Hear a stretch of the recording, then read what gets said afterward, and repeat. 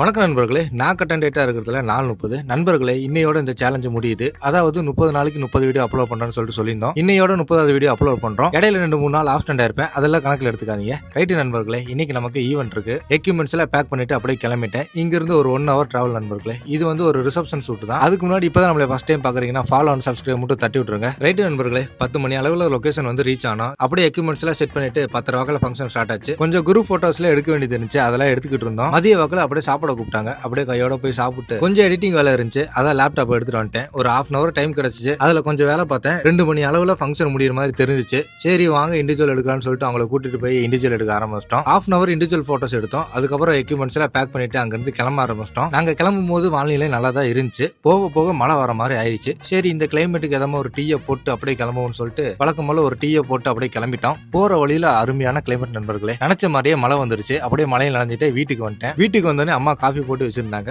அதை எடுத்து இந்த கிளைமேட்டுக்கு எதமா குடிச்சிட்டு இருந்தேன். கரண்ட் வேற இல்லையா, அதனால கொஞ்ச நேரம் வெளியே நின்று வேடிக்கை பார்த்துட்டு இருந்தேன். கரண்ட் வந்தோடனே ஃபைல்ஸ் எல்லாம் காப்பி பண்ற வேலை இருந்துச்சு. காப்பியை போட்டு நம்ம வீடியோக்கு வாய்ஸ் ஓவர் கொடுக்க வேண்டிய வேலை இருந்துச்சு. அந்த காப்பில் வாய்ஸ் ஓவர் கொடுத்துட்டு நண்பரோட வண்டி மெக்கானிக் கடையில் இருக்குன்னா சரி சும்மா தான் இருக்கும் போய் எடுத்து வந்துடலாம்னு சொல்லிட்டு நாங்க 3 பேர் கிளம்பி அப்படியே நண்பரோட வண்டி எடுத்துட்டு அப்படியே பெட்ரோல் பங்க்ல போய் பெட்ரோல் அடிச்சுட்டு அப்படியே வீட்டுக்கு வந்துட்டோம். ரைட் நண்பர்களே, இந்த நாள் இதோட முடிச்சுக்கிறேன். கட்டன் ரைட்டா இருங்க, நாளைக்கு சந்திப்போம்.